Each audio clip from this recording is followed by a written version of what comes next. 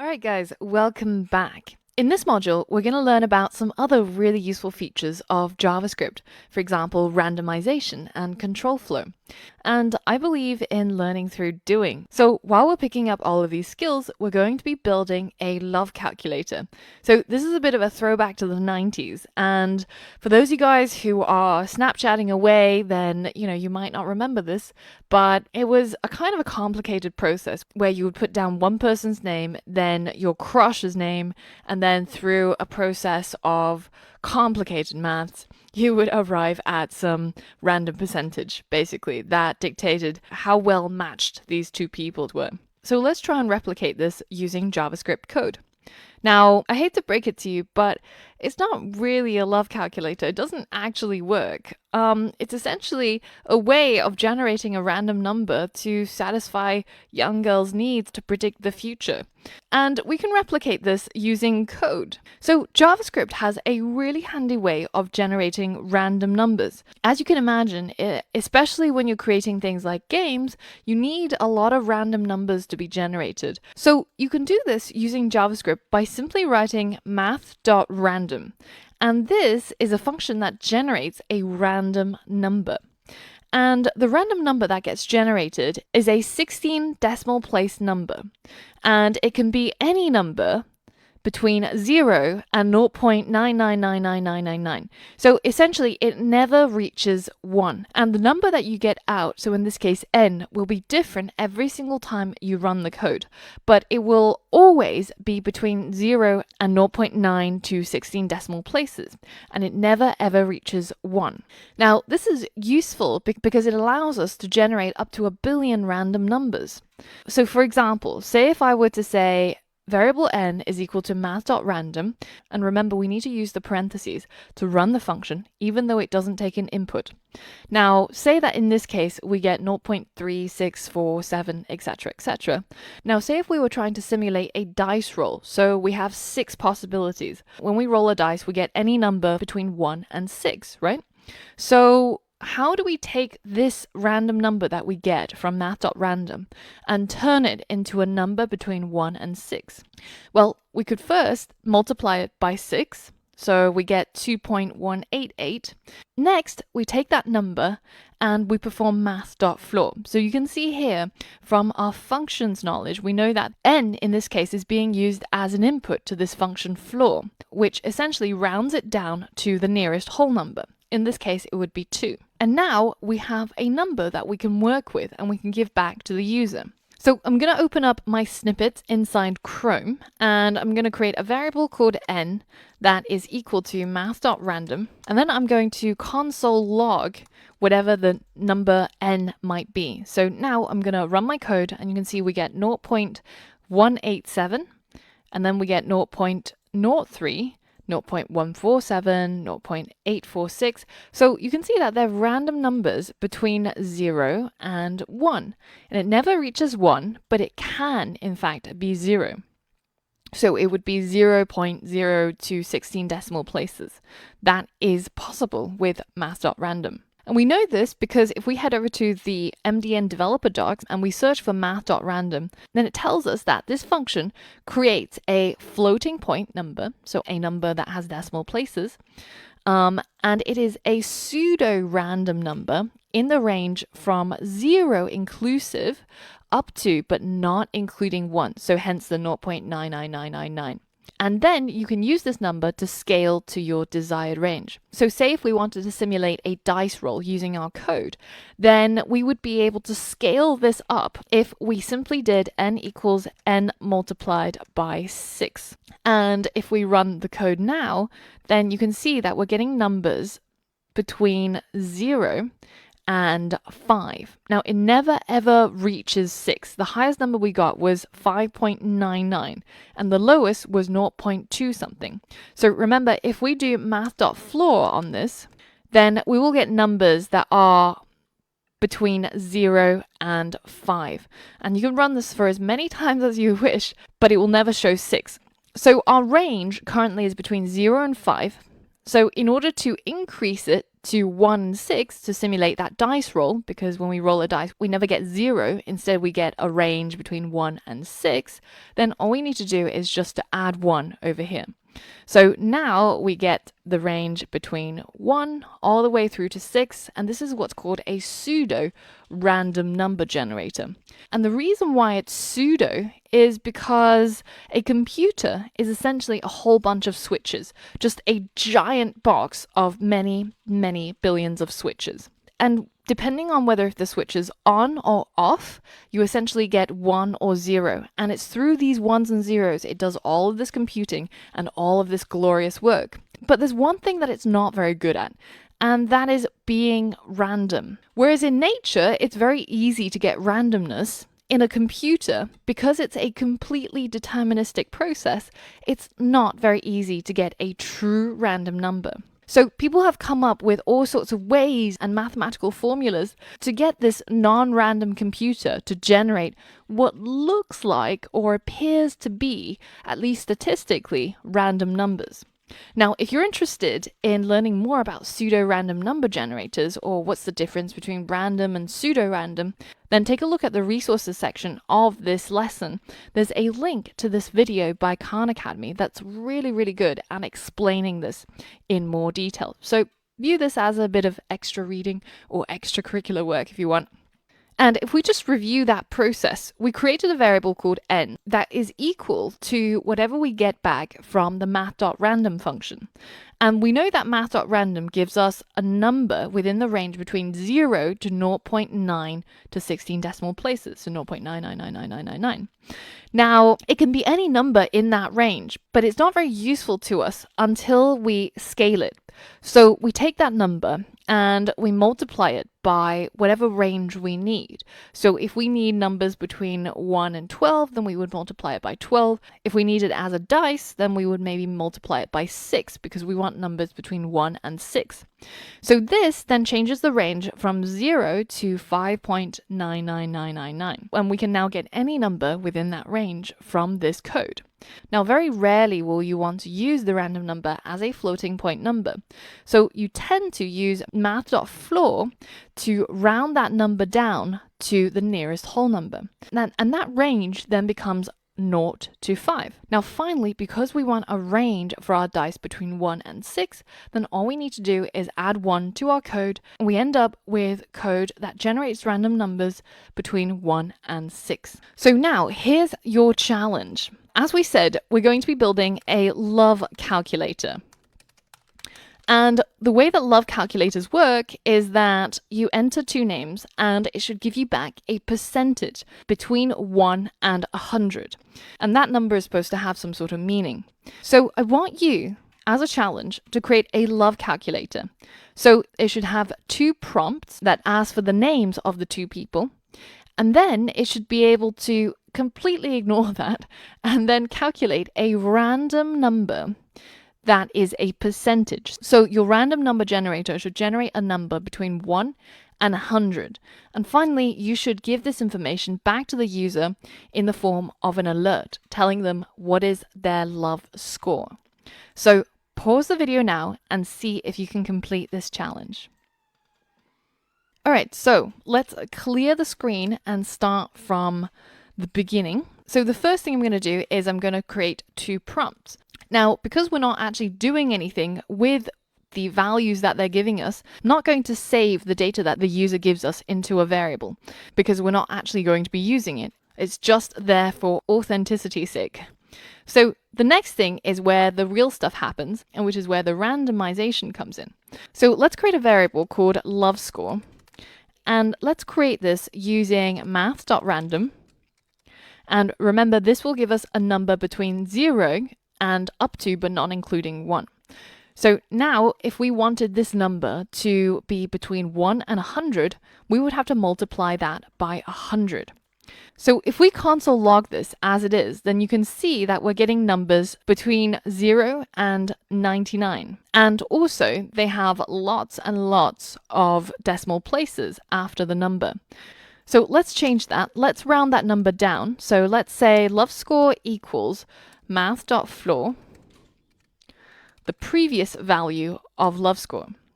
So now if we hit run, we're getting 75, 17, so we're getting whole numbers now, but it still does not go all the way up to 100, but it can include 0. So in order to fix this, we are going to add 1 to the value, and that shifts our range up by 1, moving it from 0 to 99 to 1 to 100. So now that we've got our love score, we can send this to the user using an alert. Your love score is plus love score.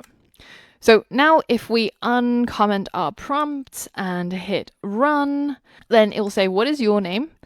And it'll say, what is their name? And of course, none of that information is used and it just gets discarded because at the end of the day, love is a random process and we get back a love score. And I can also add a percentage at the end of this. And now it gives us a love score. So pretty cool, right? Now, wouldn't it be nice if we could give them a custom message depending on how high or how low their score is? So that's what we'll explore in the next lesson, where we learn about control flow and if-else statements using JavaScript. So for all of that and more, I'll see you on the next lesson. Now, in the last lesson, we created what is the basic structure of a love calculator using randomization and JavaScript. Now, wouldn't it be nice if we could give the user a custom message based on what they got as their love score? Now, in order to do this, we need a way of checking what score they got and responding differently based on that score. And to do that, we need to use conditionals. The way that conditional statements work is you can use the keyword if to evaluate a statement. For example, in this case, if the track is clear. And if that statement is true, then it will carry out a particular sequence of code. But if that statement is false, so the track is not clear, then you can have an else keyword that tells the computer what it should do instead in that case. And this, in programming, is known as control flow. We're essentially controlling the flow of our code depending on the current conditions. By the way, I had a lot of fun building that toy train set in Keynote. In case anybody else is living in a cramped London apartment and you don't have the space for a full toy set and you're probably too old to play with them anyways, Keynote is your best bet. Now, this is how we might express our little track scenario in code. So we have the keyword if, and then we have some parentheses. And inside the parentheses are some conditions. So if the track is equal to clear, then we take the flow of the code into the curly braces straight after, and then we run the function go straight. However, if that condition is not true, i.e. track does not equal clear, then the code flows to the else statement, and we run the function turn right instead. While this is an easy way of seeing how our code works, it doesn't look very good when we have lots and lots of code inside the if and the else statement. So more commonly, you'll see this code structured like this by JavaScript programmers. So we say if, we test the condition, and that's followed straight away by the block of code that will get carried out if that condition is true. And then we open up the else statement to specify what should happen if that condition is not true. And essentially, through the testing of these conditions, we get to control the flow of code. And that's why they're called conditionals. So let's use what we learned to edit our code in the love calculator. So we have a love score here, and we know that we get a number between 1 to 100. So that will be the condition that we will test. So we will say if, which is the keyword here, and then we'll open up some parentheses to add our testing condition. So let's say that our condition was that love score is equal to 100. And in order to test for equality, we're using 3 equal signs. And if that is true, then this block of code will be executed. But if it's not true, i.e. else, then this block of code will be executed instead. So let's say that if love score was equal to 100, well, that's pretty crazy, right? Then we should say something like alert, your love score is this amount, and then we should give them an interpretation. Like, for example, you love each other like Kanye loves Kanye. But otherwise, we just give them the plain old normal message where we tell them their love score. Now, some of you might have realized that I would have to go through this many, many times until I happen to get a love score that is 100, which is quite unlikely. I mean, it's 1% likely, right? So what if we simply wanted to test for a range? Say, for example, if the love score was between, 70 and 100, or if the love score was between 0 and 30. Well, in order to do that, then we would have to use something like greater than. So if love score was greater than 70, then we should get this alert, and otherwise we get this simple one instead. So let's try this out. And we get 58 on the first go. There we go. So we finally got above 70. We got 76%. And we get told that we love each other like Kanye loves Kanye. I used to love Kanye. I even had the pink polo. I thought I was Kanye. What if Kanye made a song about Kanye? Call him Mr. Old Kanye. Man, that'd be so Kanye. Now, these symbols, such as the greater or the lesser than or the 3 equal sign, are known in programming as comparators because they allow us to compare two different values. So we've seen and used the 3 equal sign, and this is checking whether if the left-hand side is equal to the right-hand side. Now, you can also use a exclamation mark and 2 equal signs to check whether if the left-hand side is not equal to the right-hand side, as well as whether if something is greater than something else, or if something is lesser than something else, or greater than equal, or lesser than equal. And these comparators give our conditionals, like if and else statements, a lot more flexibility. Now, some of you might have seen another type of equality comparator. So instead of using a 3 equal sign, sometimes you see people using 2 equal signs. Now, there's a big difference, however, between the two of these. So let's say we have a variable a, and it's equal to 1. And then we have a variable b that's equal to the string 1. So this is 1 as a piece of text, essentially. And they have different data types, because if we say type of a, we get number, and type of b, we get string. So at this point, if we check to see if a triple equals b, then if it's true, we will get console log yes. And if it's false, then we will get console log no. So if I go ahead and hit enter right now, then you can see that we get no. A does not triple equal b. But, however, if I was to modify this and change it to if A is double equal to B, and I hit run, then you can see we get yes in this case. So the important difference between 3 equal signs and 2 equal signs is that even though they both check for equality, with 3 equal signs, it's also checking to see that the data types are matching. Whereas with 2 equal signs, it doesn't care about the data types. So let's head back to our love calculator. And there's maybe one more thing that we could ask of it.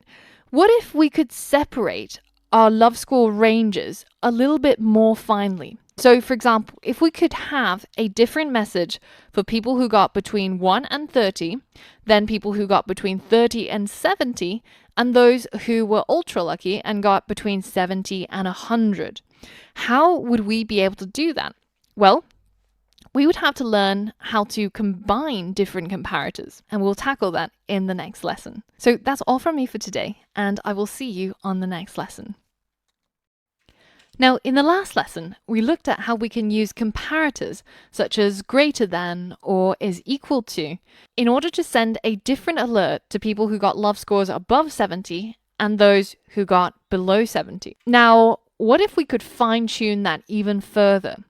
What if we could say if somebody got above 30 but below 70, then they should get a different alert from the other scores? Well, to do this, we would have to combine our comparators. And the 3 basic comparators are 2 ampersands for and, so whether if condition 1 is true and condition 2 is true. You can check to see if either condition 1 is true or condition 2 is true by using the or combiner. And you can do this using two pipe signs, and that's the straight lines that you see on your keyboard.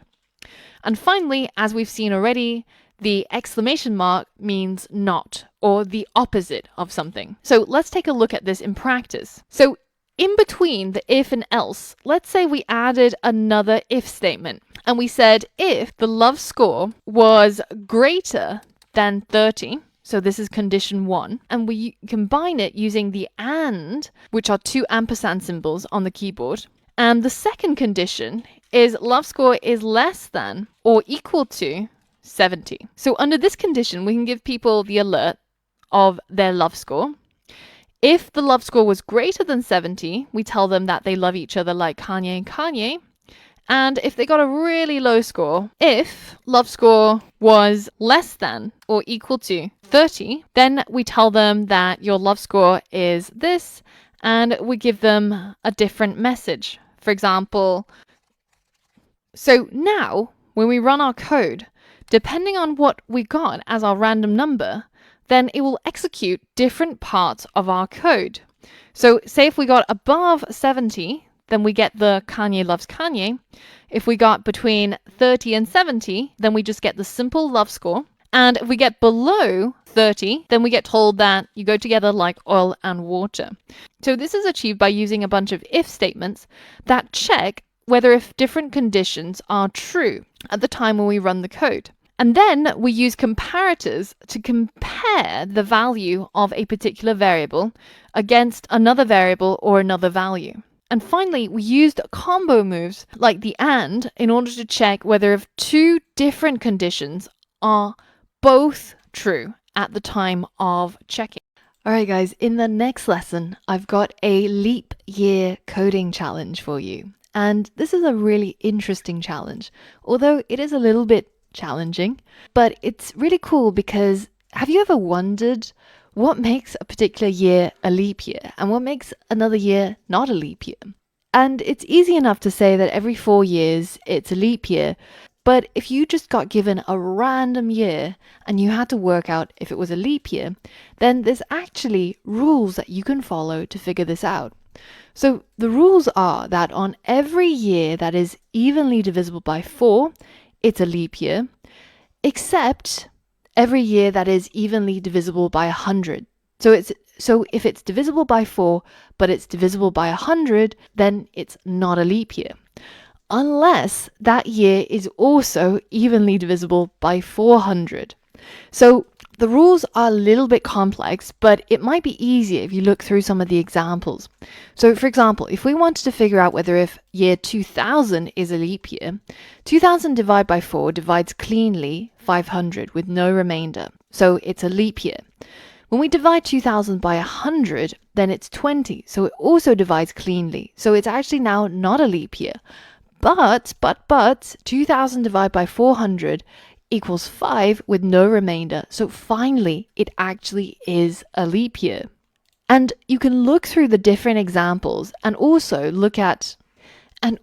if you scroll down, you can take a look at this website of known leap years. And they show you step by step each of the rules that we talked through just now. And you can test different years, such as the year 2000, and you can see it step by step to see how they figured out whether if it is a leap year or not. Now, I also recommend actually watching this video that I linked to up at the top if you're not familiar with the concept of leap years. And even if you do understand leap years, it's still a fantastic video to really understand how we're adjusting for a mismatch in the Earth's rotation with the seasons. So I recommend taking a look at the video, reading through each of these statements, and taking a look at the known leap years and the website that it links to, and then to start thinking about how you would write this logic.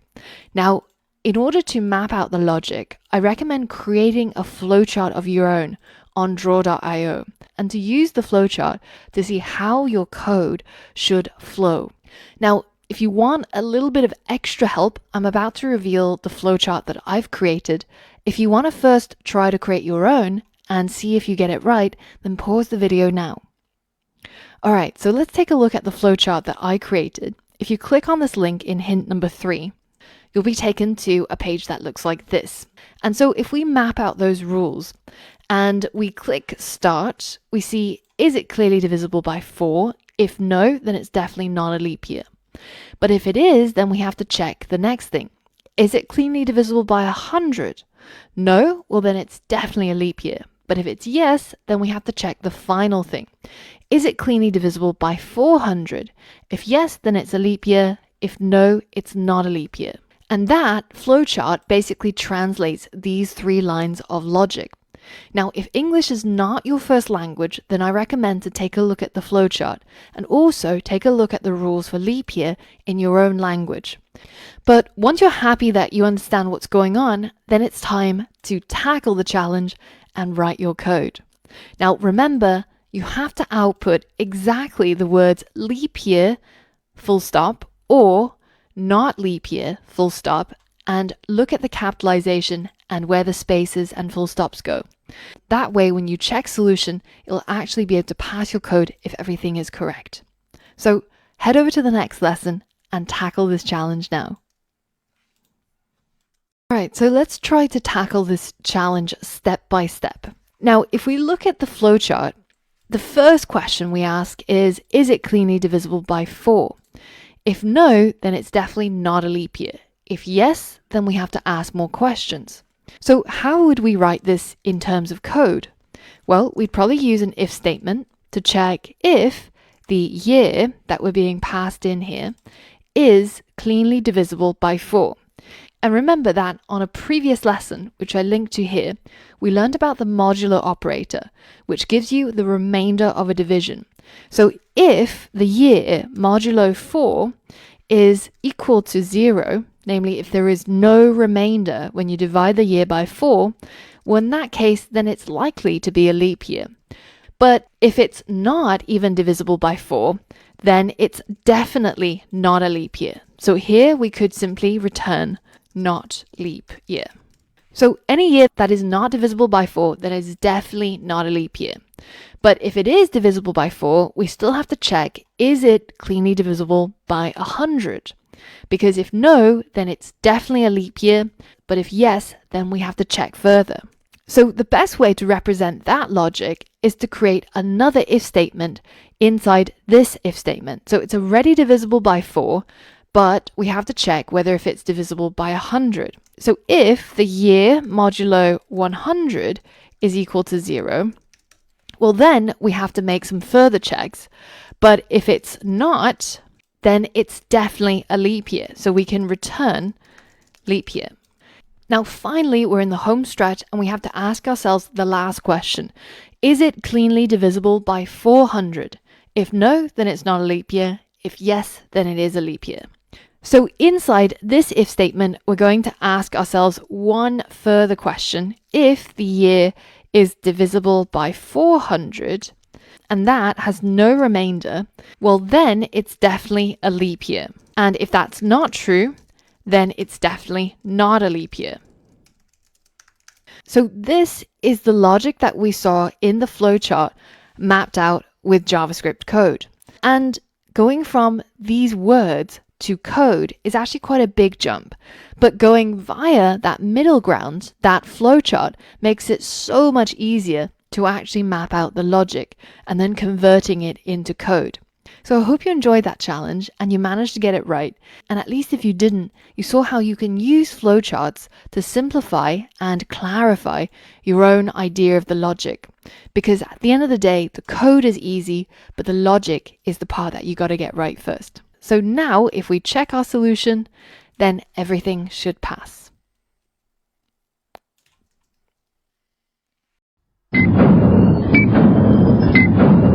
So a little while ago, I had a 24 party and I invited some people and those people invited some people, and before you know it, I've got a massive guest list to manage. So what's the obvious solution? Well, code, of course. We're programmers. We have all the codes. So I thought, what if I could write a script that asks the guests for their name and checks against a guest list to see whether or not they should be admitted.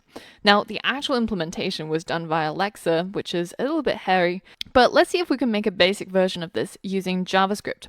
Now, using what we know about JavaScript so far, we could write maybe like a gigantic conditional statement, say if guest name equals Angela, then alert welcome. Else, if guest name equals Jack, then alert welcome, and so on and so forth until I basically break my fingers or I run out of motivation. So the problem here is that we've seen that you can store data in variables, but we've only been able to store a single piece of data. So for example, var a equals Angela, and we've seen that you can store different data types. But how can we store a collection of related items into the same container or the same variable? Well, this is a case for creating an array. So let's say that we have a single piece of data, an egg in this case. Instead of storing a single egg into a variable, we can also store it inside an array or say an egg box full of eggs. And this is essentially what an array is. It's a collection of items that are related and they can be stored together into the same container or the same variable. And this is what the syntax looks like. So you would create a variable, give it a name, let's say call it eggs, and we can set it to equal a bunch of data and enclose it inside these square brackets with commas in between each piece of data. And if we try to retrieve a piece of data from this array, then we can simply use the name of the array, eggs, and specify the position of the data inside the array by using, again, square brackets. Now, just take a quick guess. Which egg do you think my egg will equal if I run these lines of code? Given that the position that I'm trying to tap into is the egg at position 1 inside the eggs array. So if you remember from before, we said that computers always start counting from 0. So us programmers, we also always start counting from 0. So the first egg in the array is in fact at position 0. And that means that the second egg is in fact the one at position 1, which is a little bit weird. But this is the egg that we would get and we would store inside that variable my egg if we ran the code that said var my egg equals eggs square brackets 1. Now we can do other things with arrays as well. We can say eggs.length, and this counts the eggs inside the eggs array and gives us the number 5 back because there are 5 items inside the array. So using arrays, we can create a very simple guest list. So we can say something like, for example, var guest list equals open and close square brackets. And it's really important to remember that whenever you see square brackets, then it's usually something to do with a collection data type, such as an array. And we use these square brackets when we're creating arrays, as well as when we're trying to retrieve items from arrays. So this is a telltale sign that we're dealing with something that holds a number of data items, such as an array. So inside our guest list, I'm going to add all of these names that are on the guest list. So let's turn these names into strings. And now I can add them one by one into the guest list, remembering to add a comma in between each piece of data. So here's our brand new array that is stored inside a variable called guest list. And this array contains all the names of the people who are on my guest list. So you can see that if I use console.log and I try to print what's inside my variable guest list, then it will print out all of the items inside my array like so. And it will also tell me that there's 6 items inside this array. Now we can also find this out by simply saying guest list dot length, and this will do exactly the same thing. It will count how many pieces of data are currently inside the guest list and give you an output of that number. Now let's see if we can retrieve the first guest on that guest list. So remember, when we want to retrieve items from the array, we have to start counting from 0. And we retrieve items in the same way that we create items, using the square brackets. And inside the square brackets, we specify the position of the data that we want to retrieve. So let's say that if I wanted the first piece of data, then I would say guest list square brackets 0. And this, if I console log it, you can see is Angela, which we can confirm is the first piece of data inside our array. Now, another cool thing that you can do with arrays is that you can use the function includes to find out if an array includes a particular item. So for example, in this case, if I say eggs.includes this specific egg, then the computer will look through your array and see if it matches with any of the items inside the array. And if it does, then this line of code will return true. And if it doesn't, then it will return false. So we get a Boolean as the output of this function. So given what you've just learned, can you write some code that creates a prompt that asks the guest what is their name, which they will then type into the prompt? Then you will check their name against all of the names inside our guest list. And if it does exist, then we'll send them an alert saying welcome. And if it doesn't exist, we'll tell them, sorry, maybe next time. So I'll go through the solution with you shortly after, but pause the video now and try and give that a go. You might need to rewind the video back and review some of the concepts that we spoke about in this lesson.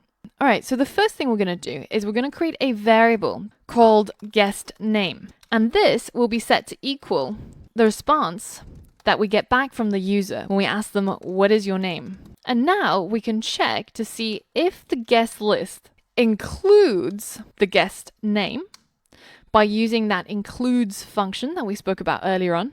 And this will return either true or false, depending on whether if the guest name is included inside the guest list. So let's run our code and see what we get. So I'll give it a name that I know is definitely on the guest list, so my own, and I'm going to hit OK.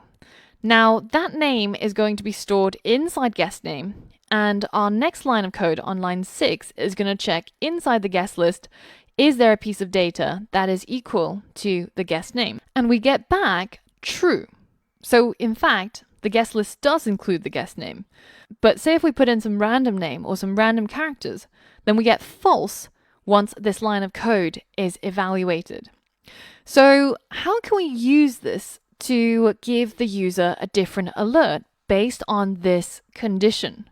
Yep, you guessed it, we have to use conditionals. So if we use this as the condition, then we can create an if statement that sends an alert which tells the user welcome. And if the condition was false, then we'd give them an alert that says, sorry, maybe next time.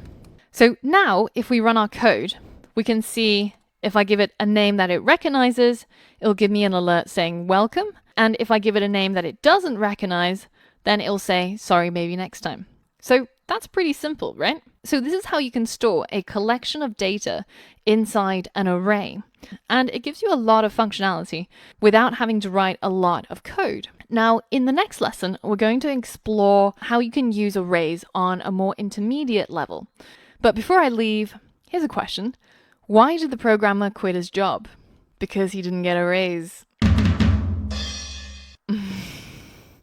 I'd just like to say at this point that in this course, all the jokes that you think are funny, I will take credit for. And all the other jokes, it's down to the internet. So I'll see you on the next lesson. All right, guys, let's say that you've completed this course and you've built up a portfolio of websites that you have coded up and you're ready to get a job as a web developer. Now, one of the most common questions that you're going to encounter on any programming interview is something called FizzBuzz. And it's a really simple problem. And this is usually how they would define it. So you have to write a program that prints the numbers from 1 to 100. But for multiples of 3, print fizz instead of the number. And for multiples of 5, print buzz. For numbers which are multiples of both 3 and 5, for example 15, then print fizz buzz instead of the number. So it's pretty simple, but it's a really easy way of seeing how you solve problems and demonstrating a candidate's programming skills. And just the other day, I came across a article on Coding Horror, which is one of my favorite blogs, about why can't programmers program. And the interesting thing that they talk about is what seems to be common knowledge amongst programming recruiters. And the fact of the matter is that out of 200 applicants, there's probably only one person who can actually code. And this is a really strange phenomenon. Part of the reason is down to the fact that completing computer science degrees doesn't necessarily enable people to code. And a lot of people will graduate from a computer science degree and they might know how, say, compilers work or, some aspects of computer history, but they might not actually know exactly how to write good code. One of the most interesting statistics I came across is that in the UK, some of the most in-demand jobs involve programming and software development. And yet, the university degree that has the highest unemployment rate happens to be computer science, which is really, really strange. So I'm going to use this classic interview question, and I'm going to make it even more difficult because we're going to use it to learn all about arrays, but on a slightly deeper level. So let's try and be better than 199 of programming interviewees, and let's look at this FizzBuzz problem and use it to learn more about arrays. So the problem is based on a game that children play in England, in the UK, which somebody at some point thought was fun, but that really depends on your definition of fun. So the idea is that you have a bunch of children in a circle and they will go in turn listing the numbers in sequence, so 1, 2, etc. But if the number that you have to call out is divisible by 3, then you have to shout fizz instead of 3. And if it's divisible by 5, you have to shout buzz instead of 5. And if your number is divisible by both, then you have an even harder problem because you have to shout fizz buzz. So it's pretty simple given that kids can play it, so we can write a program that can assimilate a child who can play fizz buzz. So let's break down the problem. How can we write some code that prints out a sequence of numbers starting from 1? Clearly, you can tell that, these children are not going to be programmers because they start counting from 1 rather than 0. But this is how the game works, so let's do that. We need to get our code to print out a sequence of numbers starting from 1, and every single time we run the code, the next number gets called out. So let's create a new array. And let's call it output. And we're going to set it to an empty array. Now we can either create a new array by giving it values to begin with. For example, this is an array that contains 1, 2, 3, or you can start off with an empty array and use something called push in order to add new items into the array. So you can write output.push, and inside the parentheses, you can put whatever it is that you want to push onto the array. So for example, let's push number 1. So now if you print out output, then it's an array with a single item that's the number 1. And you can keep doing this output.push. Let's add 2 to this array. And now output is an array with 2 values, that is 1 and 2. Now, the important thing to remember about push is that it always pushes the item that you have in the parentheses to the end of the array. It doesn't push it in randomly into the array or at the beginning. It's always tagged on at the end. And this is a really easy way of adding new items into your array as needed. So in our case, adding first 1, then 2, then 3, then 4, etc.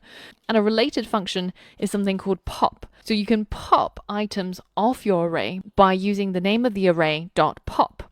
So in our case, our array is called eggs. So if we say eggs.pop, then it will take the last item in the array and it will remove it from the array. So what we've seen is that we can basically keep saying output.push, and each time we run this, our array gets a new number added to the sequence. And if we do this many, many times, then we end up with our sequence of numbers, right? 1, 2, 3, then 4, then 5, then 6, etc.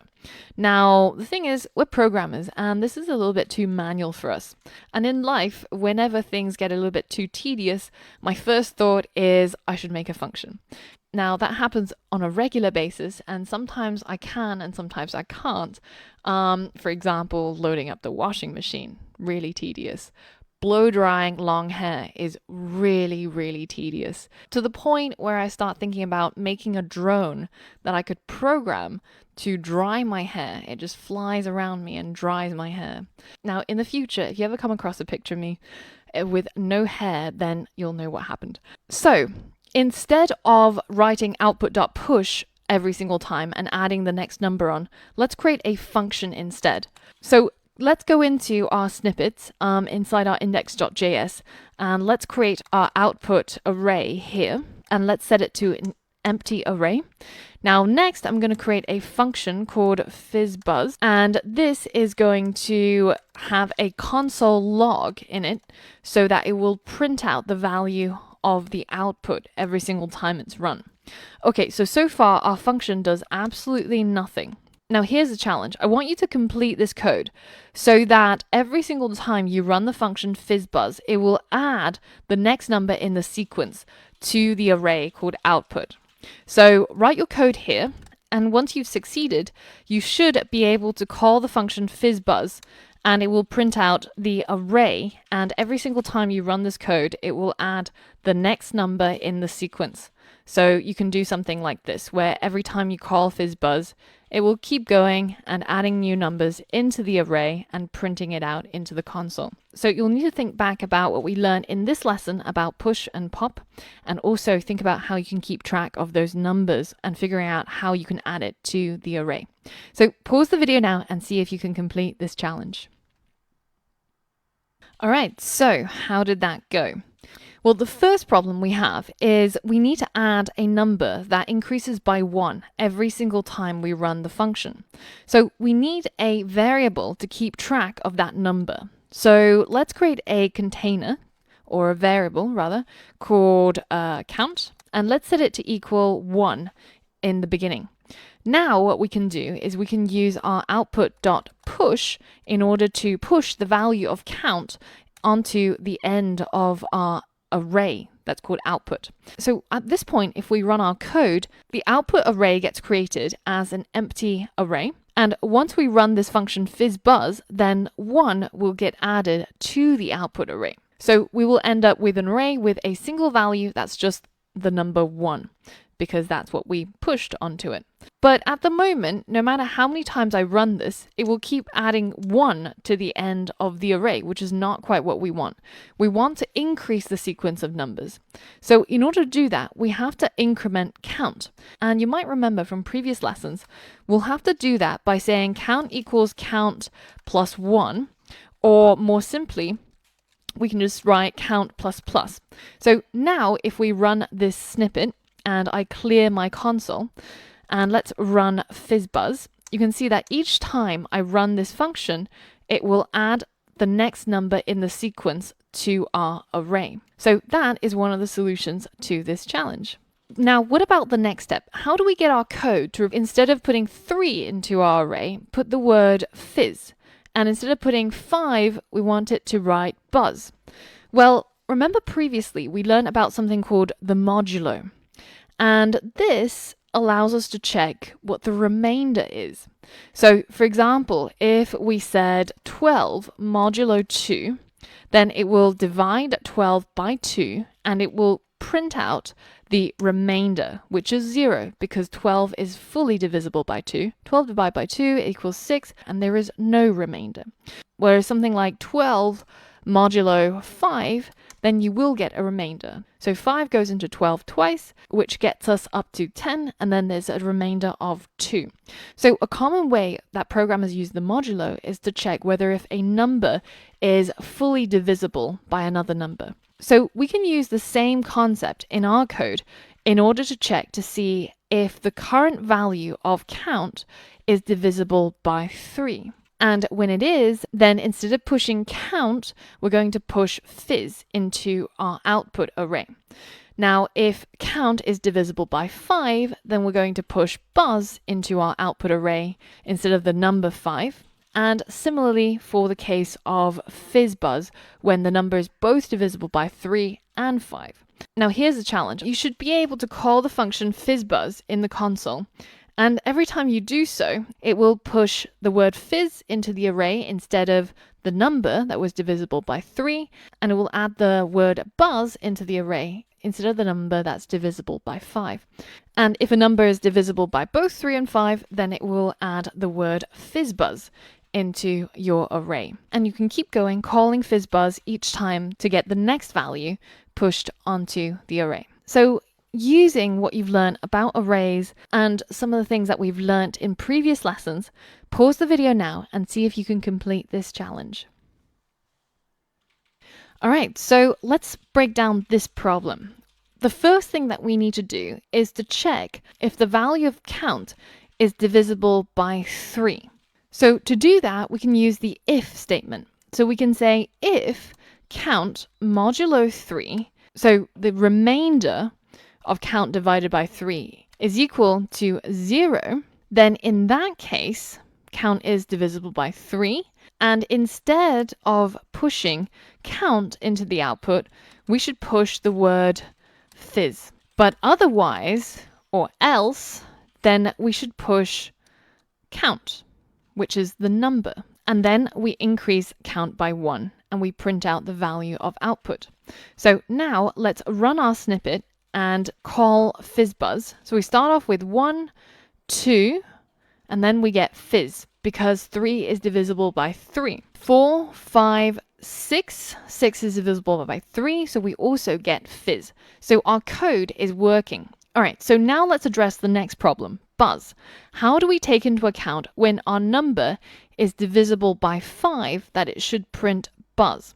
Well, if instead of having an else straight away, if we had an else if here, and we check to see if count is divisible or modulo 5, and that equals 0, then in that case, at this moment in time, count is divisible by 5. So instead of pushing count, we will push buzz. So now let's run our snippet, clear our console, and call fizzbuzz. So 1, 2, 3 is fizz, 4, 5 is buzz. So our code is now working for fizz and buzz. Now there's just one last thing that it's not complying with, which is what happens when the current number is divisible by both 3 and 5. As you can see, at this point, the number is 15, and it's only printing fizz because the code runs from top to bottom, and the first thing that it will encounter is this if statement, which says that if count is divisible by 3, push fizz. And once that's done, it skips all the other else and else if statements, and it doesn't even check to see whether if it's also divisible by 5. So there's a few ways of addressing this, but the easiest way is to first check if count is divisible by 3 and at the same time count is divisible by 5. And in this case, we can push fizzbuzz onto the output. And then we have else if it's only divisible by 3, push fizz. Else if it's only divisible by 5, then push buzz. And in all other scenarios, or else, then just push the number value of count onto our array. So now if we run our code and call fizzbuzz, then you can see that it works for both divisible by 5 and 3, as well as when it's divisible by both numbers. So the order of your if statements matter a huge deal, and it's almost like a water flow, right? The water or the code will flow into each of the conditions, and once it's found a condition that's true, it will skip every other avenue. So it's important to think about how you order your if and else if statements. Now, there's a few other ways of solving this problem, and it doesn't matter if you chose my way of solving it or another way. The whole point is getting you to think about how you can use conditionals and arrays to structure a sequence. Now, in the next lesson, we'll look at taking this code even further and making it even more automated. Because remember, what are we? We're programmers. And what have we got? We've got all the codes. And just to take that point a little bit further, as extra reading, you might be interested in the story of a Russian programmer. Now, if you speak or read Russian, then you will be able to read the story in its original form. And if you don't, then there's a link to where somebody has translated this into English It's a really funny story of an engineer who basically automated his entire work life using code. And it fits in with our current theme of trying to automate everything that we do using code. So enjoy, and I'll see you on the next lesson. All right, so this was a relatively simple code challenge, and the goal is very simple. Given that we've got a function called who's paying, and we pass in an array of names, like this one, our function should be able to pick out a random name from this array and be able to return the output that one of these people is going to buy lunch today. So let's see how we might tackle this. Now, in order to pick out an item from the array, we would tap into the array and we would use a square bracket to select an item. So if we said square brackets 0, then that's going to pull out the item at position 0, which is the first one. And if we did names at position 4, then that's going to be 0, 1, 2, 3, 4, and it's going to pull out the last item from the array. So now we basically need a random number that is in the range of 0 to 4 if the input was this long. But we don't know how long the input could be, right? It could be an array of names as long as my arm. So given that we don't know that information, let's first work that out. Let's create a variable called number of people, which is going to be equal to names.length. And this is going to calculate in this array that we got passed, how many names are there, right? Because once we've got that information, then we can work out a random person's position, right? So we could say that the random person position is equal to math.random, which is going to generate a number between 0 and 1, and not including 1. And then we can multiply it by the number of people. Then we would get a range of numbers from 0 to 0.99999 recurring. So now if we multiply it by the total number of people, so the number of items in this array, so in this example we would have 5. So 0 multiplied by 5 is going to be 0, but 0.99999 multiplied by 5 is going to become 4.99999. So now all we have to do is use the math.floor to cut off everything that's at the end of the decimal place, and then we get our range 0 to 4. So let's go ahead and do that. So I'm going to wrap everything inside a math.floor, and now this random person position should be a random number between 0 and the total number of people minus 1, giving us all of the indices that we need to get each item in the array. So now all that's to do is to pick out the random person. And to do that, we tap into the list of names, use our square bracket, and pass in the random person position. Now that we've got our random person, all that we have to do is provide this output. So let's return this output, and we're going to return the random person plus the string is going to buy lunch today!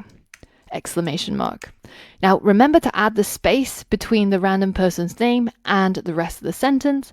And now we've completed the challenge and we're ready to check our solution, and all going well, it should work. And if you run this through Replit or through the Chrome snippets tool, you should be able to see that each time you run this code and you pass in a different array or the same array, it should give you a random name from that list. Okay, so truth be told, our function is still kind of terrible. It requires us to run fizzbuzz every time. What if we wanted to print out the sequence for the first 100 numbers? Then do we have to sit there and write fizzbuzz 100 times?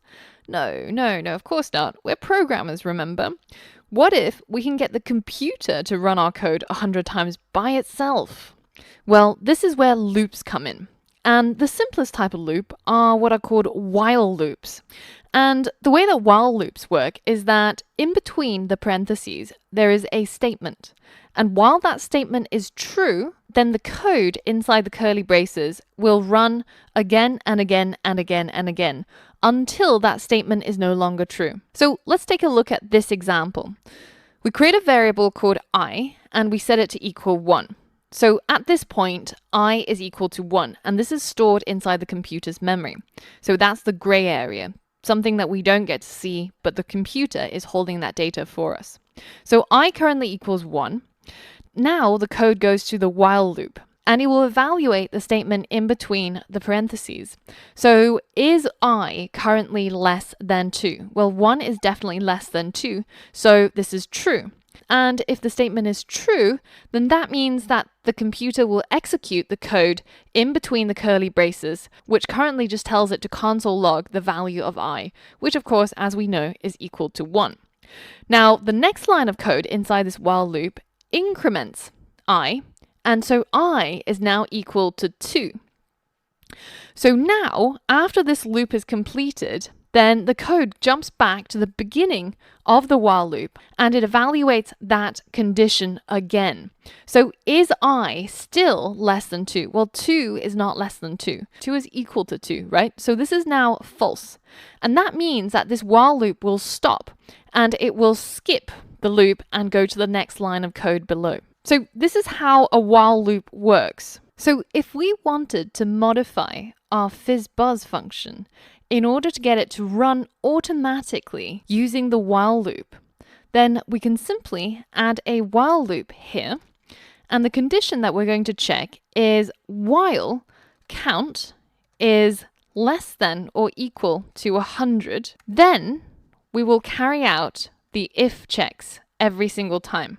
So now if I run our code and I run fizzbuzz, then you can see that the while loop runs 100 times, adding 100 values to our array. And it prints out the exact sequence that we would get if we played this game 100 times, or if previously we called the function fizzbuzz 100 times. So the order event starts off with count being equal to 1. And when we first hit the while loop, 1 is obviously less than 100. So everything inside the while loop will be executed. And the first thing we do is we check to see if count is divisible by 3 and if count is divisible by 5. If so, then we add fizzbuzz to our array. Otherwise, if it's only divisible by 3, we add fizz. And if it's only divisible by 5, we add buzz. Otherwise, we just add the number of count. And once we've checked all of these, then we increment count, so it's now 2. And we get to the end of the while loop. As you can see, when I click on this closing brace, there's a little line under the opening brace to show you the entire block of code that is inside the while loop. So once it gets to the bottom here, then it goes back up to the top and checks again to see if this statement is still true. Is count still less than 100? So count is now 2. 2 is still less than 100, and it goes on and on and on for 100 times until count is now 101. So when it's 101, then this condition is no longer true. Count 101 is not less than or equal to 100, so it skips this while loop and continues to the next line, which happens to be line 22, where we get our entire array printed out in the console. So the problem with while loops is that it's actually quite error prone because it will continue to run infinitely until the statement inside here becomes false. So if you made a mistake, say for example, if you forgot to increase the count variable, so it stays as 1 and it never gets increased, then this statement will always be true. 1 is always going to be less than 100. And if we don't change its value inside the while loop, then this loop will run until eternity. And what that means in practice, if you dare try it, is that your tab will simply hang. So I'll show you what happens. Don't be afraid of trying things, even if you know that it's bad, because you'll recognize it the next time you accidentally make this mistake. So if I hit run now, and I call fizzbuzz, you can see that my tab will actually crash. And you can see that DevTools is disconnected, and you can see that Chrome is actually saying can't open page, try the following. So basically this whole tab has just now crashed. This gives you a little bit of a hint of what's going on, but essentially this is what you would call an infinite loop. Guess what the address of the Apple campus is? Yep, it's one infinite loop. They decided to call the road on their campus infinite loop. So Apple campus is actually on the building that's at the address one infinite loop. And this is a little bit of an insider programmer humor. That refers to exactly what we just experienced, the infinite loop where your computer will carry on until eternity and instead crashes your code. All right, just before I show you the challenge for this lesson, I want to tell you a joke. So a programmer's wife tells him, while you're at the store, get some milk, and he never comes back again. All right, so for this challenge, I want you to use the while loop and print out in the console the lyrics of the song 99 Bottles of Beer. So if you've never heard of this song, it goes something like this. 99 bottles of beer on the wall, 99 bottles of beer, take one down, pass it around, 98 bottles of beer on the wall.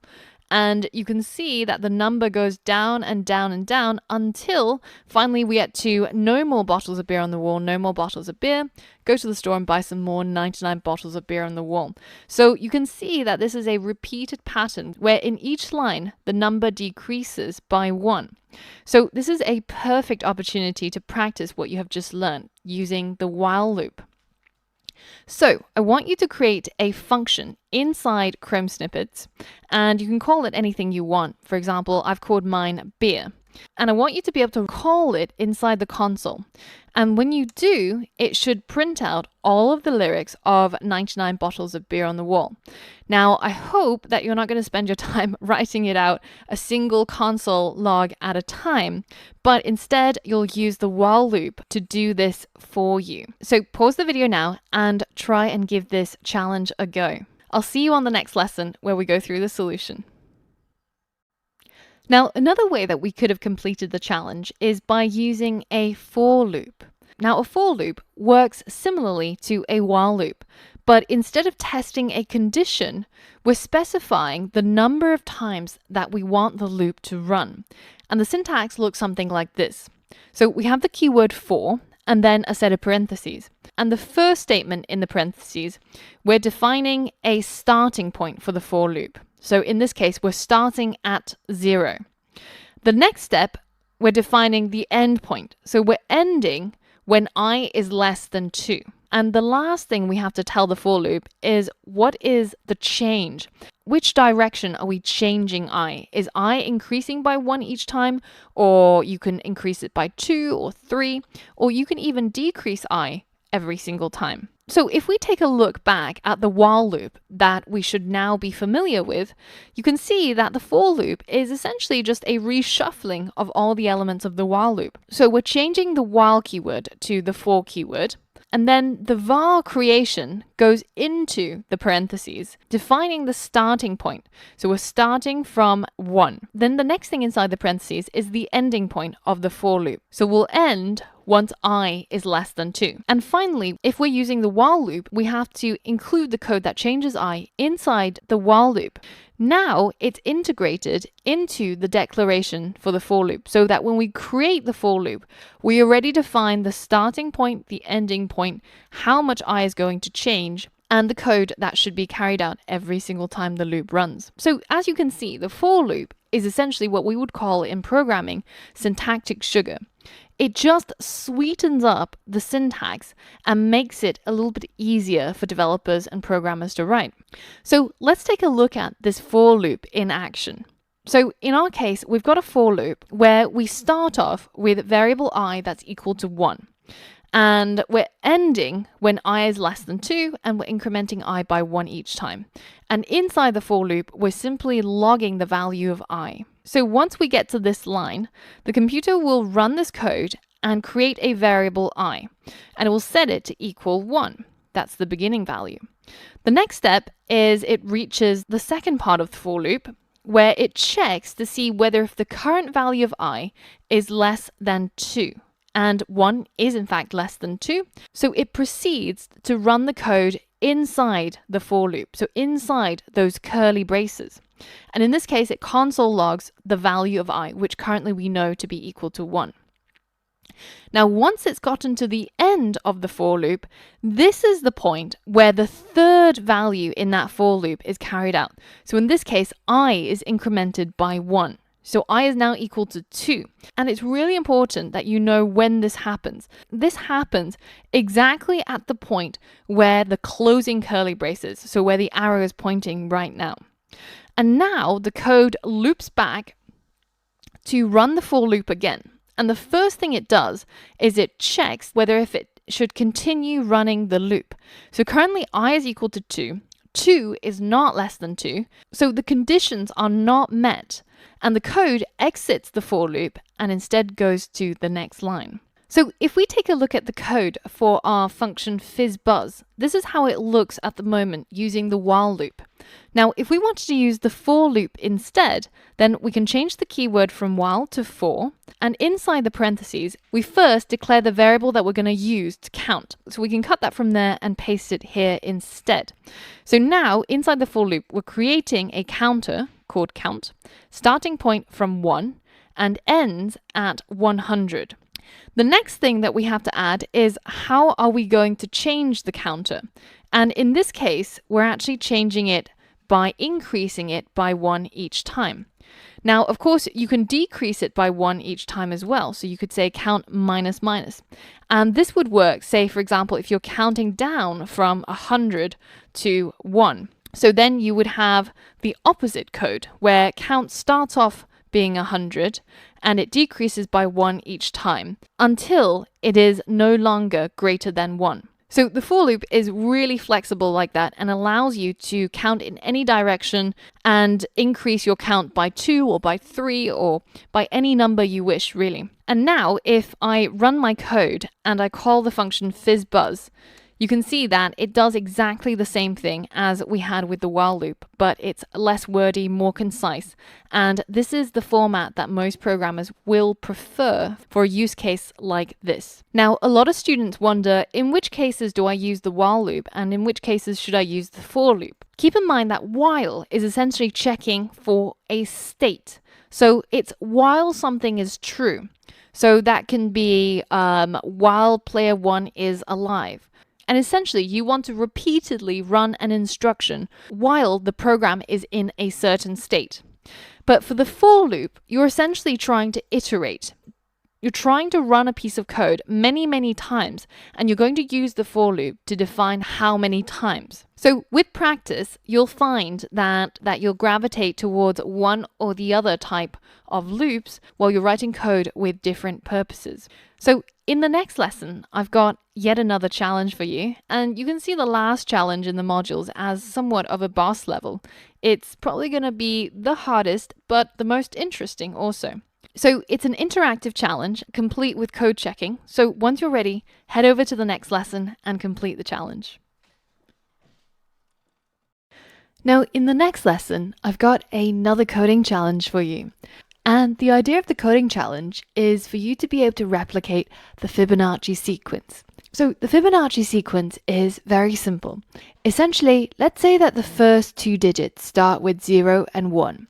Every subsequent number in this sequence is created by adding the 2 previous numbers. So, for example, 3 is from 1 plus 2, 5 comes from 2 plus 3, 31 comes from 13 plus 21. So it's a really, really simple sequence. Now, your goal is to create a function where you can call it by simply writing Fibonacci generator, parentheses, and then you put n inside. And n is going to be the number of items in the sequence that you want to create. So, for example, if you want to get the first 3 items in the Fibonacci sequence, then you should be able to call Fibonacci generator, pass in the number 3, and get 0, 1, 1 as an array as the output. Now, there's a couple of things to note before you start tackling the challenge. First is that the solution checker is going to expect an array as the output, with square brackets and commas that separate each number. The next thing is do not change any of the existing code. The solution checker is going to look for this function, Fibonacci generator, and pass in a number. So if you change any of the existing code, it might not work, and it might think that you've written the code wrong instead. Next, you do not need any alerts or prompts, and the result should in fact be returned from this function as an output. Next, The first two numbers in the sequence must be 0 and 1. There are many versions of the Fibonacci sequence. Some start from 1, some start from 0, but in our version, it's going to start from 0, and then the next one is going to be 1. So whenever you're generating any sort of sequence, the first two numbers must be 0 and 1. Now, the final thing to say is that if you're going to use a for loop in your code, make sure that you write it like this. So you create I as an explicit variable. So you say var I equals 0 as the first part of the for loop, rather than simply writing I equals 0. This is just because the version of JavaScript that's being used to check the code has this specific requirement. Now, you don't have to use a for loop. You could use a while loop. You can use anything that you're comfortable with. Now, finally, I've got this Replit playground here. And if you click on it, you'll get taken to a sandbox on Replit where you can play around with your code and see if it actually does what it's expected to do. Now, if all goes well, and I'm scrolling down to hide my solution code here, but if you manage to write the code correctly, you should be able to create a variable called output, which is going to store the output that's returned from your function, Fibonacci generator. And if we pass in a number, let's say 5, and we run our code, then it should give us an array containing 5 items. And the 5 items will be the first 5 numbers in the sequence. So as we said, it must start from 0 and then 1. And then the next one comes from 0 plus 1. The next one comes from 1 plus 1, etc., etc. And this should work even when this number is 1, or if it's 2, or if it's some crazy large number like 245. Now, the hardest part of this challenge is nailing down the logic. And you really have to think carefully to yourself, what do all of those rules mean? And one of the best ways of untangling the logic before you start writing code is to just create a flowchart. So you can easily create a flowchart by going to a website like draw.io, and you can start mapping out what the logic has to look like. And then once you've got the flowchart, then you can use that to create your code. Now, I've created a flowchart for you. If you want to have a go at thinking about the logic and solving the challenge yourself, then pause the video now and continue to the next lesson and start the challenge. But if you want a few hints, I'll walk you through the logic in my flowchart. All right, so if you're still here, let's walk through this flowchart. Let's say that we're going to call the function Fibonacci generator and pass in 5 as the value of n. So we start from our flowchart and we check first, is n 1? If it's yes, then we're going to output just an array with the first number, which is 0. If it's no, then we're going to check further, is n 2? In which case we'll give the output as an array with 0 and 1. These two are the ones that we can't calculate. They're the first 2 items of the array, and they're just predefined. Now, if that question also gives us a no, because in our case, n is actually equal to 5, well, in this case, we have to sum the last 2 values. So 0 plus 1 is going to be 1. So now we've got an array that looks like this. Now, at this stage, we have to ask ourselves, does n equal the number of items in the output? So the number of items in our output is 1, 2, 3, while n equals 5. So no. So we go back to over here and we sum the last 2 values again. So in this case, the last 2 values are 1 and 1.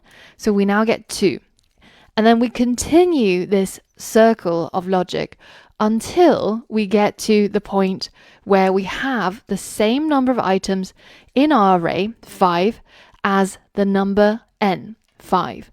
Well, at this point, then this output is going to be sent out and returned from the function. So this is the logic of the code that we need to write. So now have a think about this, and I've got a link to this flowchart in the course resources if you need to refer to it. But have a good think about it, and then head over to the next lesson and try to tackle the challenge. Alright, I hope you gave this challenge a good go before coming over to the solution. And it's because you only really learn when you try and fail and go through challenges like this. So if you haven't given it enough time, stop, think about it, wait, come back to it, and only if you get really stuck, then come over here and check through the solution with me. Now, I'm going to be working off the flowchart that I showed you previous to the challenge. So we're going to be converting all of this logic into code. So to begin, we start out with an output that's equal to an empty array. So let's write that in our code. So let's create some sort of variable called output, and we can set that to an empty array with nothing inside. Now the next step is we have to check whether if n is equal to 1, and if so, we're going to give the output as 0. So to do that, we'll use an if statement to check if this n that's being passed in is equal to 1, and if so, then we're going to say that output is going to be equal to just 0. So this is the first item in the sequence. And then we can go ahead and return the output. Now the next step in our flowchart is, well, if it wasn't equal to 1, then is it equal to 2? And if so, then the output should be 0, 1. So we can represent this logic by using an else if. Remember that else if only gets checked if the first one was false. So now we can check, well, if it's not equal to 1, well, is it equal to 2? So if it is, then we're going to set the output to equal 0, 1 stored inside an array. And again, it will be returned at the end. Now, finally, if it's not 1 and it's not 2, well, then we have to sum the last two values in the output. So we can catch that final condition using an else statement, and inside here we're going to set the output to equal to 0, 1 to begin, because this is the start of our sequence, and then we're going to sum the last two values. And we can do that by reaching into the outputs and getting hold of the first value, so output at position 0, which is this one. And then we add that to the output at position 1. So now we're basically adding this first item to the second item, and this should equal 1. And that should be somehow added to the end of this existing array. And if you remember from previous lessons on arrays, we can do that by saying output.push. And we can wrap this calculation inside of parentheses, and we will end up adding this solution to the existing array. And at this point, the output should now look like 0, 1, 1, and it will get returned. Now we have to check whether if n equals the number of items in the output. So we could do this using another if statement, and we could say if n triple equals output.length, then we can go ahead and return the output, but otherwise we have to continue to add the last two items together. So how could we change our code here so that instead of manually saying it's the item from the output array at position 0, this one, plus the item at position 1, this one, how can we say instead that we want to get the last item plus the second from last item? Well, we could use the length. So in this case, output.length is going to be equal to 2. So if we wanted this to be 1, then we could say output.length minus 1. And then we have our second from the end, which is going to be output.length minus 2.